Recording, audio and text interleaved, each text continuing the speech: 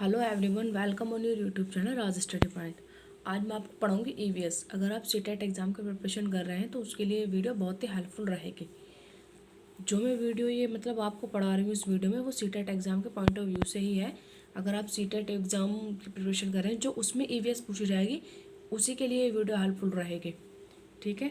और देखिए CTET exam में जो ईवीएस पूछी जाती है वो एनसीईआरटी की क्लास 3rd 4th 5th के जो चैप्टर्स हैं उन्हीं से कुछ फैक्ट हैं उसी में से क्वेश्चंस पूछे जाते हैं। तो मैं आपको बताती हूँ कि मैं 3rd क्लास और 4th क्लास के जो ऑल एनसीईआरटी की बुक है 3rd और 4th की उसके ऑल चैप्टर्स कंप्लीट कराकर अपने यूट्यूब चैनल राज स्टडी पॉइंट पर अपलोड कर चुकी हूँ। अगर आपने वो वीडियोस नहीं देखे तो पहले आप वो वीडियोस देखें, उसके बाद मैं आपको 5th क्लास की जो बुक है एनसीईआरटी की उसके चैप्टर करा रही हूँ। जैसे कि मैं उसके 8 चैप्टर कंप्लीट कर चुकी हूँ। आज मैं चैप्टर नंबर 9 से स्टार्ट करूँगी। तो आज मैं चैप्टर नंबर 9 से स्टार्ट करूँ जिस चैप्टर का नाम है माउंट एवरेस्ट। ठीक है। डायरी मीन्स कमर सीधी ऊपर चढ़ो। इस चैप्टर की हेडिंग है और मतलब इस चैप्टर में माउंट एवरेस्ट से रिलेटेड कुछ चीज़ें हैं जो मैं आपके साथ शेयर करूँगी और यहीं से आपको क्वेश्चंस देखने को एग्जाम में मिलेंगे। ठीक है। सिर्फ ये जो वीडियो है वो सीटेट के पॉइंट ऑफ व्यू से ही है ईवीएस की। चलिए अब डिस्कस करते हैं चैप्टर नंबर 9। 8 चैप्टर तक मैं कंप्लीट कर चुकी हूँ। Chapter number 9 Mount Everest diary कमर सीधी ऊपर चढ़ो। ठीक है। ग्रुप नंबर 7 मतलब 7 राज्यों की इसमें बात है। देखिए असम, मणिपुर, मिजोरम, मेघालय और नागालैंड। ठीक है। तो ये हमारा क्या है, इन्हें 7 सिस्टर के नाम से भी जाना जाता है। 7 राज्य हैं जैसे कि असम, मणिपुर, मिजोरम, मेघालय और नागालैंड, जैसे कि आपको ही पता होगा। चलिए मैं आपको बताती हूँ। देखिए मिजोरम की भाषा क्या है। मिजोरम की भाषा है मिजो। मिजोरम की भाषा क्या है, मिजो। पिट ऑन मतलब खूंटो। पिट ऑन खूंटो। स्लिंग एक तरह का हुक होता है। स्लिंग क्या है, एक तरह का हुक है। अब देखिए मैं आपको बताती हूँ रॉक क्लाइंबिंग।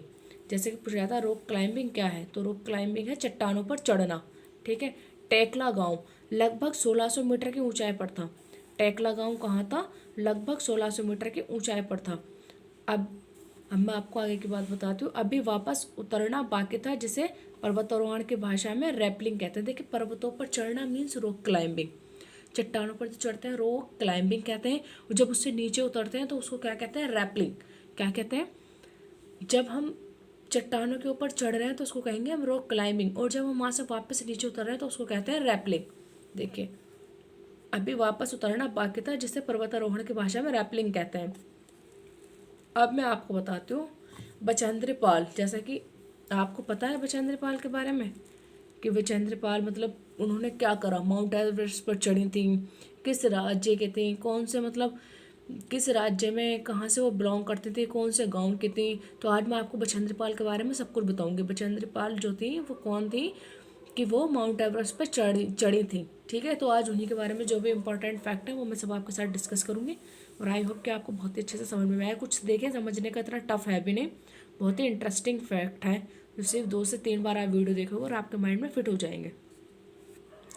देखिए 15 फैब जो ईयर है 1984 मतलब 15 फरवरी सन 1984 बचेंद्र पाल को माउंट एवरेस्ट पर चढ़ने के लिए चुना गया। ठीक है। देखिए क्या है कि बचेंद्र पाल को माउंट एवरेस्ट पर पूछा जाता है चुनने मतलब चढ़ने के लिए कब चुना गया था, तो वो 15 फरवरी सन 1984 को बचेंद्र पाल को माउंट एवरेस्ट पर चढ़ने के लिए चुना गया। ठीक है। स्नोमैन, स्नोमैन क्या होता है, जैसे कि आप अगर कभी बर्फीले इलाके में गए होंगे तो वहाँ लोग क्या करते हैं, बर्फ़ का गुड्डा बना लेते हैं।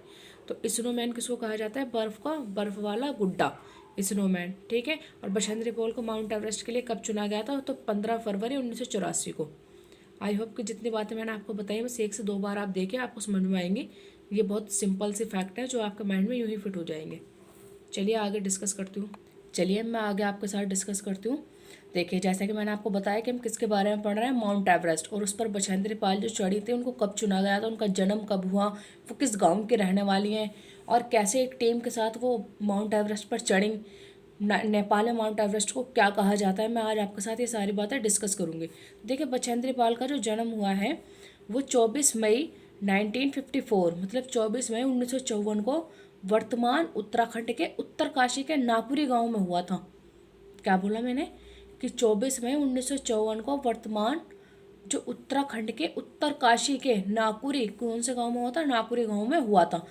बचेंद्री पाल जो है वो गढ़वाल, गढ़वाल कहाँ है, उत्तराखंड, गढ़वाल के नाकुरी गांव में रहती थी। जो बचेंद्री पाल है वो गढ़वाल के नाकुरी गांव में रहते थे। और देखिए उत्तराखंड ऑलरेडी पहाड़ी इलाका है, जहाँ पर ऊबड़ खाबड़ से पहाड़ हैं, ऊबड़ खाबड़ रास्ते हैं, ठीक है, तो उनसे चलकर लोगों को गुजरना पड़ता है। तो बछेंद्री पाल कहाँ रहते थे? गढ़वाल के नाकुरी गांव में रहते थे। देखिए 18 लोगों की, कितने लोगों की? 18 लोगों की टीम में 7 महिलाएं थी। चढ़ाई के दौरान जब इन्होंने माउंट एवरेस्ट पर चढ़ना शुरू करा था तो 18 लोगों की टीम थी, जिसमें केवल 7 विमेन थी। चढ़ाई के दौरान 15 मई की रात टीम लगभग 7300 मीटर की ऊंचाई पर पहुंच गए थे। 15 मई की रात जो था, 15 मई की जो रात थी, उसमें टीम क्या हुआ कि जो टीम थी वो लगभग 7300 मीटर की ऊंचाई पर पहुंच गए थे। अब मैं आपको आगे कुछ इंटरेस्टिंग फैक्ट और बताती हूँ बछेंद्री पाल के बारे में।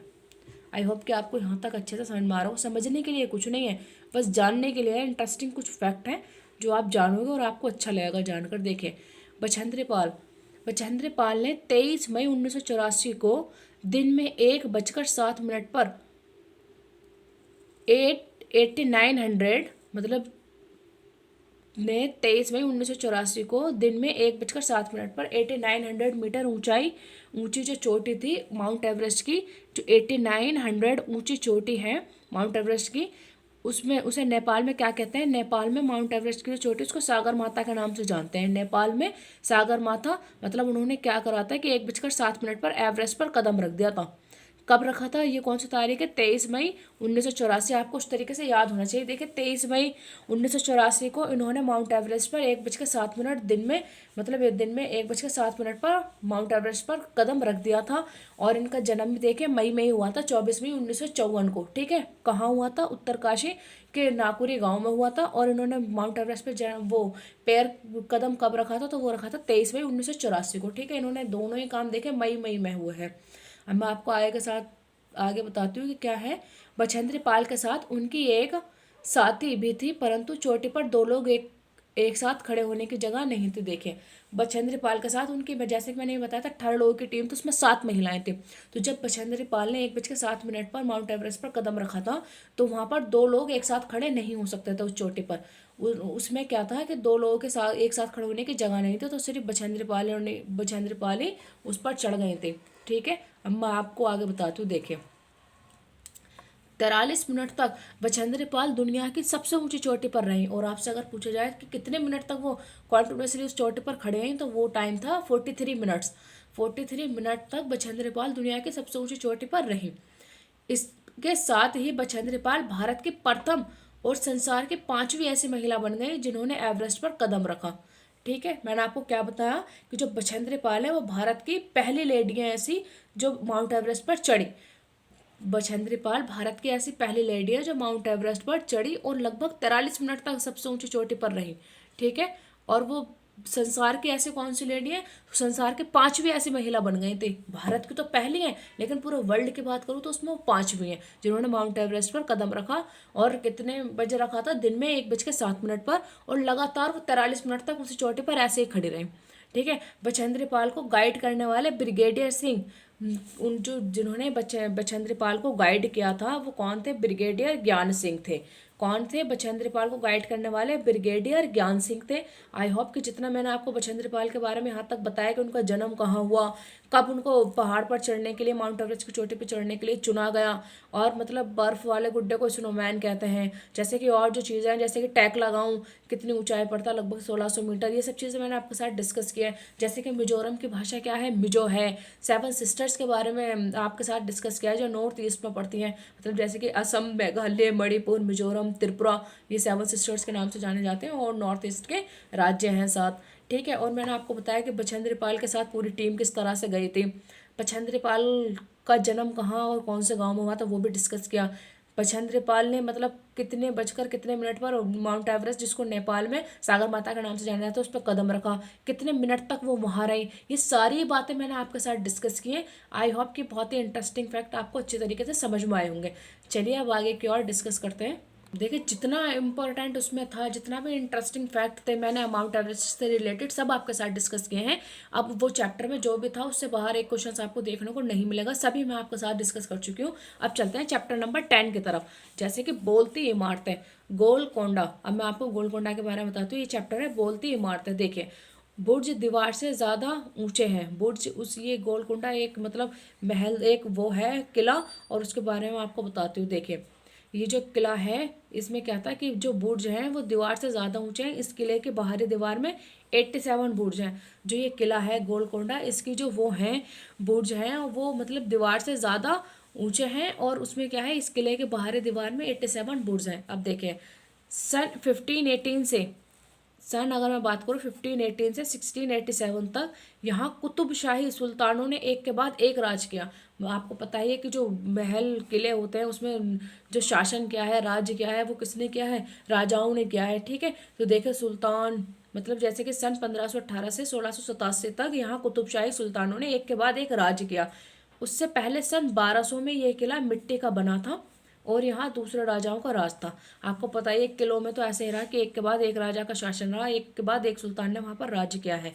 ठीक है, तो गोलकोंडा के बारे में इतना ही कि मतलब कब ये कुतुबशाही सुल्तान एक के बाद एक यहाँ पर राज्य किया है, और मतलब इसमें जो भी और बातें होंगी इंटरेस्टिंग मैं आपको बताऊंगी।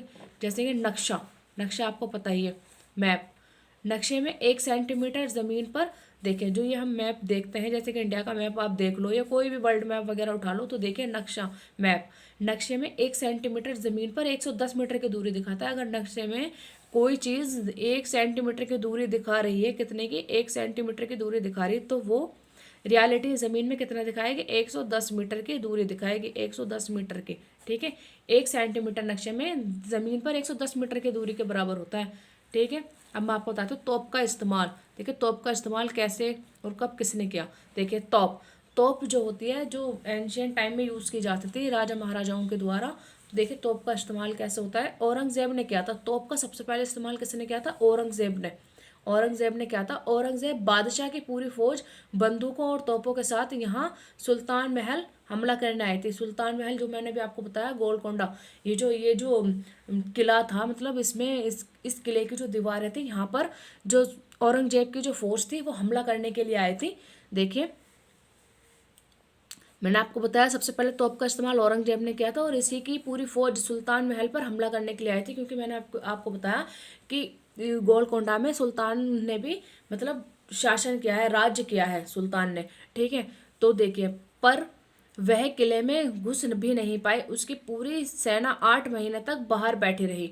देखिए ये किले मैंने अब आपको बताया कि इसकी दीवार है, इसके जो बुर्ज हैं वो दीवारों से बहुत ज़्यादा ऊंचे ऊंचे थे। लेकिन जो ये औरंगजेब था ये क्या चाहता था, गोलकुंडा किले पर हमला करना चाहता था। जबकि क्या हुआ कि ये इसकी फौज इस बुर्ज के इसके जो चारों तरफ किले के बुर्ज थे वो इतने बड़े बड़े दीवारों से ऊंचे ऊंचे बुर्ज थे, वो 87 बुर्ज थे। पर जो औरंगजेब की फौज थी वो सुल्तान महल पर हमला करना चाहते थे, पर वो कर नहीं पाए। क्यों? क्योंकि उसमें बुर्ज बहुत बड़े बड़े थे, और 8 महीने तक जो औरंगजेब की फौज थी वो 8 महीने तक किले के बाहर बैठ रहे, किले के अंदर घुस ही नहीं पाए। 8 महीने तक बैठ कर वापस चली गई, बुर्ज पर अंदर हमला हो ही नहीं पाया। ठीक है, महल के अंदर हमला ही नहीं हो पाया, और जो औरंगजेब की फौज थी वो 8 महीने तक बाहर बैठे रही। देखिए बुर्ज पर बैठे सिपाहियों को दूर दूर तक सब कुछ साफ नजर आता था। जैसे कि मैंने बताया था कि जो गोलकोंडा किला था इसके जो बुर्ज थे 87 थे, वो जो दीवारों से बहुत ऊंचे ऊंचे थे, तो वहाँ सिपाही बैठ रहते थे, सिपाही को दूर दूर तक की चीज़ें बहुत साफ नजर आती थी। और जो औरंगजेब की फौज आई थी वो भी बुर्ज के इसके बाहर ही बैठ रही किले के, पर अंदर एंट्री नहीं कर पाई। ठीक है, हमला ही नहीं हुआ। आजकल बहुत सारे देशों के पास न्यूक्लियर बम है। क्या है, आजकल बहुत सारे देशों के पास क्या है, न्यूक्लियर बम है। देखिए तोप जो होती है, ये क्वेश्चन से यहाँ से पूछा जाता है तोप किसकी बनी होती है, इसे आप इंपॉर्टेंट मार्क करिएगा। यहाँ से देखने को मिलेगा कि बताइए तोप का सबसे पहले निर्माण किसने किया, तो आपका आंसर होगा औरंगजेब ने। और तोप किसकी बनी होती है, तो तोप कांसे की बनी होती है। किसकी बनी होती है, कांसे की बनी होती है। सुल्तान अबुल हसन को गाना बजाना और कुचिपुड़ी नृत्य बहुत पसंद था, ये बात आप याद रखिएगा, ये भी एग्जाम में देखने को मिलता है। जो सुल्तान हैं उन्होंने वहाँ पर शासन किया है, राज्य किया है, किस पर, गोलकुंडा किले पर। ठीक है, और एक के बाद एक ऐसे कितने राजा आए जिन्होंने राज्य किया कुतुबशाही सुल्तानों ने। तो देखिए सुल्तान अबुल हसन जो थे उन्हें गाना बजाना और कुचिपुड़ी नृत्य बहुत पसंद था। कुचिपुड़ी नृत्य बहुत ही पसंद था किसको, सुल्तान अबुल हसन को। देखिए 9 और 10 चैप्टर में कंप्लीट करा चुकी हूँ। समझने के लिए इतना कुछ है नहीं, बहुत इंटरेस्टिंग चीज़ें जानने को मिलेंगी। आई होप कि आपको समझ में आया होगा अच्छे से। अगर आपको ये वीडियो समझ में आई है तो आप इसे लाइक करें, कमेंट्स में मुझे बताएं कि कितना समझ में आया, और बाकी अपने दोस्तों के साथ शेयर ज़रूर करें। जो भी बच्चा सीटेट की एग्ज़ाम देना चाहता है, सीटेट एग्ज़ाम की प्रिपरेशन कर रहा है, उसके लिए ये वीडियो बहुत ही हेल्पफुल रहेंगी। और अगर आप मेरे चैनल पर नए हैं तो आप मेरे चैनल को सब्सक्राइब ज़रूर करें, और मिलते हैं नेक्स्ट चैप्टर के साथ नेक्स्ट वीडियो में। तब तक के लिए थैंक यू।